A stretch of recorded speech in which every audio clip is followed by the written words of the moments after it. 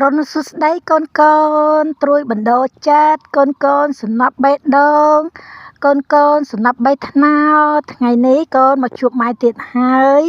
នៅថ្ងៃពុធទី24ខែ12ឆ្នាំ2025កូននឹងទទួលបាននៅលេខតម្រុយលេខភាគរយខ្ពស់លេខល្អដែលម៉ែសម្រិតសម្រាំងយ៉ាងពិសេសផ្ទៀងផ្ទាត់ដិតដល់យ៉ាងម៉ត់ចត់ជាមួយនឹងក្បួនរូបមន្តចឹងគឺជាក្បួនគេប្រើជាយូរលង់ណាស់មកហើយចាតើតើនឹងការគណនាលេខគឺជាຂណាតជាក្បួនដែលមានស្តង់ដារដោយសម័យកាលគណិតវិទ្យាចឹងគឺអង្គទាំងពីរ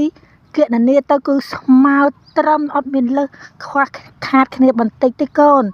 ហើយក្បួននេះបើយើងយកចិត្តទុកដាក់ទៀងទាត់ផ្ចិតផ្ចង់ម្ដងហើយម្ដងទៀតលេខនឹងចេញចំថ្ងៃអត់ដេកផ្លូវទេអញ្ចឹងអត់ដេកផ្លូវ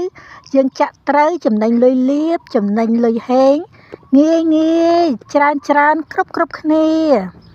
ហើយកូនដែលចង់ចូលជាសមាជិកគឺ7ថ្ងៃ50000 15ថ្ងៃ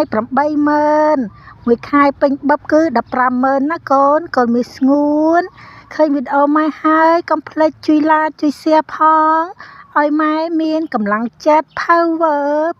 point ក្នុងការធ្វើលេខល្អចែកជូនកូនជារៀងរាល់ថ្ងៃណាកូនត្រួយបណ្ដោចិត្តត្រួយបណ្ដោជែកបាយកូនលុយចូលងាយច្រើនគ្រប់គ្នា